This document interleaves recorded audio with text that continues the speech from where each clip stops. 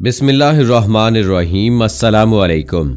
इल्म की बात की नई वीडियो के साथ राव कमर रिजवान तमाम दोस्तों को खुश आमदीद कहता है। दोस्तों, इमाम मेहदी अलैहिस्सलाम कौन होंगे और अहले सुन्नत और अहले तशय्यी के इन मौज़ूआत पर जो नजरियाती अख्तलाफात हैं वो क्यों कर हैं। अहले सुन्नत के बेशतर मकातब फ़िक्र और उलमा अहले तशय्यी के नज़दीक क़यामत से पहले इमाम मेहदी की आमद यकीनी समझी जाती है। तो आज की वीडियो में हम आपको उनका नाम, उनका लक़ब, शजरा नसब, इमाम मेहदी का हुलिया और सिफ़ात, इमाम मेहदी का हाजराना तारुफ और हुस्न सादात के अलावा ये भी बताएंगे कि सच्चे इमाम मेहदी की अलामात क्या है।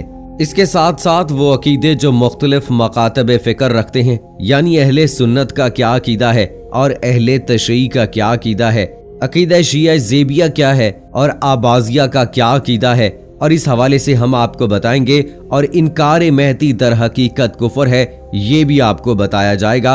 ये सब कुछ जानने के लिए हमारी आज की इस वीडियो को आखिर तक जरूर देखिएगा। और अगर आपने अभी तक हमारा चैनल इल्म की बात सब्सक्राइब नहीं किया है तो अभी सब्सक्राइब करें और साथ में बेल आइकॉन को जरूर प्रेस करें ताकि लेटेस्ट अपलोड होने वाली हमारी वीडियोस का नोटिफिकेशन आपको बर वक्त मिलता रहे। हजरत मेहदी उम्मत में एक मुजद्दद, कामिल और एक आदिल का दर्जा रखते हैं। अहले सुन्नत के यहाँ मासूम जात सिर्फ अनबिया कराम की जात है। इमाम मेहदी आदिल का दर्जा रखते हैं, यानी अदल करने वाले होंगे, इंसाफ करने वाले होंगे। नामो लक़ब की हम बात करें तो मोहम्मद या अहमद, जबकि मेहदी उनका नाम नहीं लक़ब है। बामानी हिदायत याफ्ता, मुकम्मल, बाअदब नाम के साथ लक़ब हजरत इमाम मेहदी अलैहिस्सलाम है। अगर शजरा नसब की बात की जाए तो हजरत मेहदी हुस्न सादात में से होंगे। उनका नाम नामी अहमद या मोहम्मद और वालिद का नाम अब्दुल्ला होगा। अक्सर उलमा अहले सुन्नत हजरत मोहम्मद बिन अब्दुल्ला अल मेहदी को हजरत अली रज़ियल्लाहु ताला अन्हो के बड़े बेटे हजरत हसन रज़ियल्लाहु ताला अन्हो की नस्ल सादात में से ज़हूर होने को मुस्तरद मानते हैं। अबू दाऊद और दीगर कुतुबे अहादीस की रिवायात हैं कुछ, जिनमें अबू इसहाक कहते हैं कि अली ने अपने साहबजादे हसन की तरफ देख कर फरमाया, मेरा बेटा जैसा कि रसूल करीम सल्लल्लाहु अलैहि वसल्लम ने इसके बारे में फरमाया सरदार है। अनकरीब इसकी पुश्त से एक शख्स पैदा होगा जिसका नाम तुम्हारे नबी के नाम पर होगा। वो इखलाक व आदात में हजूर नबी करीम सल्लल्लाहु अलैहि वसल्लम के मुशाबे होगा। ज़ाहरी शक्ल सूरत में आप सल्लल्लाहु अलैहि वसल्लम के मुशाबे न होगा। फिर अली ने जमीन को अदलो इंसाफ से भर देने का वाकया बयान फरमाया। मेहदी वालिद की तरफ से हसन की औलाद से और वालदा की तरफ से हुसैन की औलाद में से होंगे। अल्लामा सैयद बरजंजी लिखते हैं कि मुझे उनकी वालदा के नाम के बारे में कोई सही रिवायत नहीं मिली, अलबत्ता बाज हजरात ने वालदा का नाम आमना तहरीर किया है। उम्मे सलमा फरमाती हैं कि मैंने रसूल करीम सल्लल्लाहु अलैहि वसल्लम को ये फरमाते हुए सुना कि मेहदी मेरे खानदान में से फातिमा की औलाद में से होंगे। हजरत इमाम मेहदी के हुलिया और सिफात की अगर बात की जाए तो अबू सईद खदरी रज़ियल्लाहु ताला अन्हु फरमाते हैं कि रसूल अकरम सल्लल्लाहु अलैहि वसल्लम ने फरमाया, हजरत मेहदी मेरी औलाद में से होंगे, रोशन और कुशादा पेशानी और ऊंची नाक वाले। वो रुए जमीन को अदलो इंसाफ से भर देंगे, जिस तरह से वो जुल्मों से तम से भरी हुई थी। वो 7 बरस तक जमीन पर बरसरे इक्तदार रहेंगे। हजरत मेहदी का हाजराना तारुफ अगर किया जाए तो हुस्न सादात को ज़हूर मेहदी का इनाम मिला ही इसलिए है कि वो अपने जायज दावे और हक से दस्तबरदार हो गए थे। अब सच्चे मेहदी के लिए दावे के जरिए ये अजीम मनसब उन्हें हाल होगा। तफसील इस अजमाल की ये है कि नवासा रसूल सैयदना हजरत हसन रज़ियल्लाहु ताला अन्हो इसार का मुजाहिरा करते हुए माविया के हक में हुकूमत से दस्तबरदार हो गए थे और महज मुसलमानों में सुलह और इत्तफाक की खातिर अपना ये जायज हक छोड़ दिया था।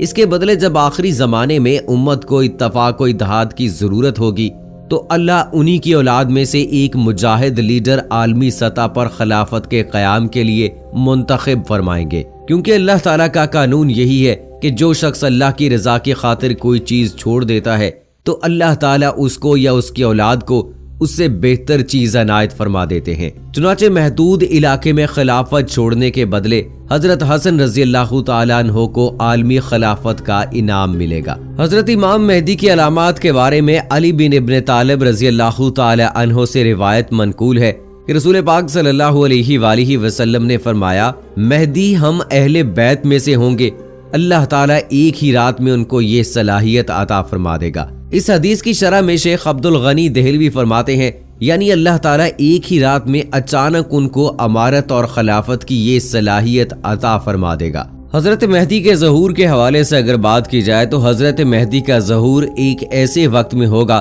جب امت کو شدید مشکلات سے دوچار کیا جائے گا اور ہر طرف مسلمانوں پر عرصہ حیات تنگ کیا جا چکا ہوگا۔ چنانچہ ان کے ظہور کے وقت کی علامت آپ صلی اللہ علیہ وآلہ وسلم نے بیان کی ہیں۔ ان میں سب سے پہلے یہ کہ مسلم ممالک کی اقتصادی ناکہ بندی کر دی جائے گی۔ جابر بن عبداللہ فرماتے ہیں کہ رسول اکرم صلی اللہ علیہ وآلہ وسلم نے فرمایا وہ وقت قریب ہے جب عراق والوں کے پاس روپے اور غلہ آنے پر پابندی لگا دی جائے گی۔ ان سے پوچھا گیا کہ یہ پابندی کس کی جانب سے ہوگی تو انہوں نے فرمایا غیر عرب کی جانب سے۔ پھر کچھ دیر خاموش رہنے کے بعد کہا کہ وہ وقت قریب ہے کہ جب اہل شام پر بھی یہ پابندی لگا دی جائے گی۔ پوچھا گیا کہ یہ رکاوٹ کس کی جانب سے ہوگی؟ فرمایا اہل روم یعنی مغرب والوں کی جانب سے۔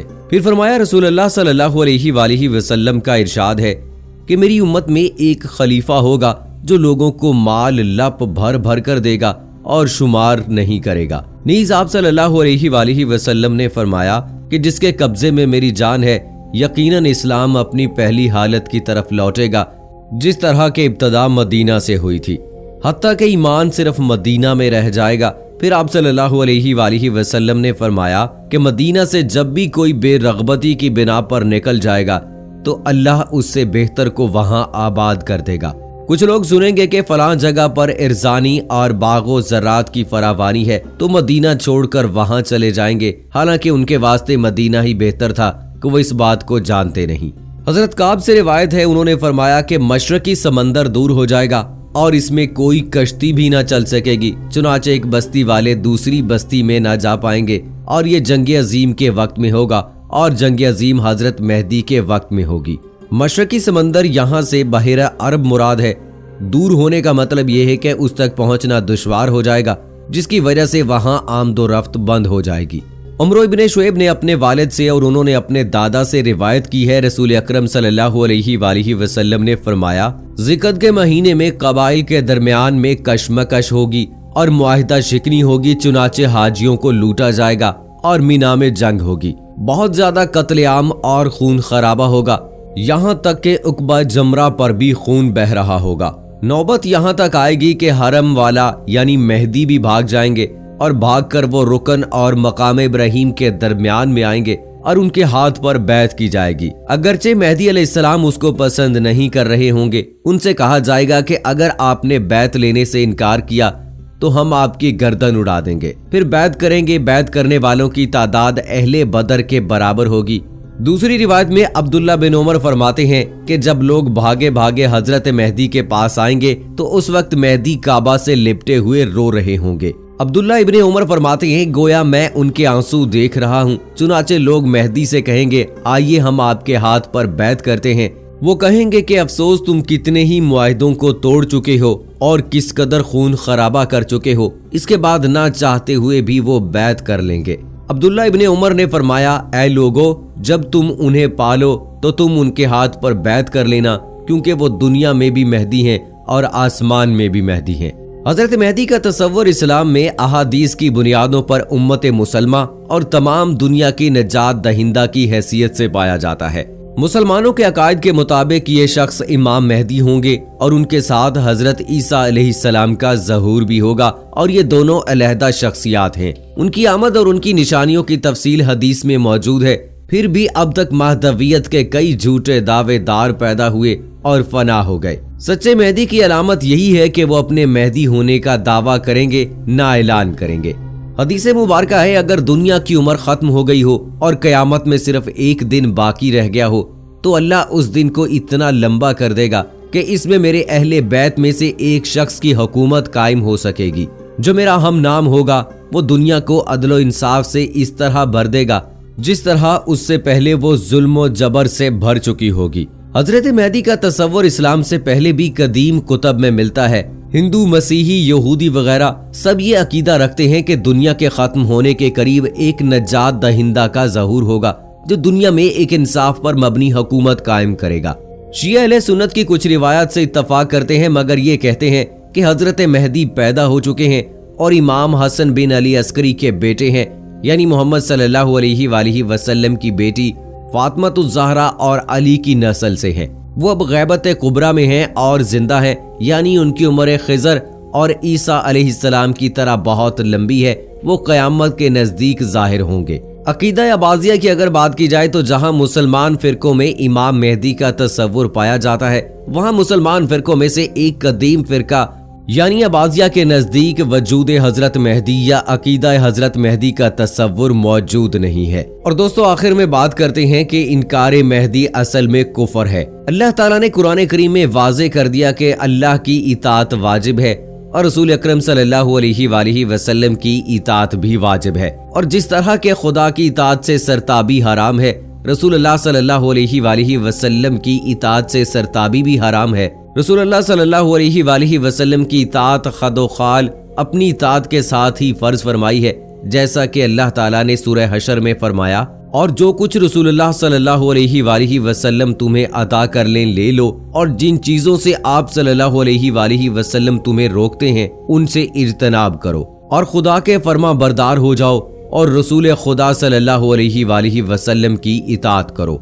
हज़रत जाबिर बिन अब्दुल्ला से एक रिवायत है कि रसूल पाक सल्लल्लाहु अलैहि वसल्लम ने फरमाया, जिसने दज्जाल के वजूद और खुरूज को झुटलाया वो काफिर है, और जिसने मेहदी को झुटलाया वो काफिर है। तो दोस्तों ये थी हमारी आज की वीडियो, जिसमें हजरत इमाम मेहदी के ज़हूर के हवाले से उनके नाम, उनकी शक्ल सूरत, उनकी सिफात और वो कब किस हालत में पैदा होंगे, कौन से वो हालात होंगे, वो हमने आपके साथ शेयर किए। उम्मीद करते हैं कि हमारी आज की वीडियो आपको पसंद आई होगी। कमेंट बॉक्स में अपनी राय का इजहार जरूर कीजिएगा और मुझे अगली वीडियो तक इजाजत दीजिएगा। फी अमानिल्लाह।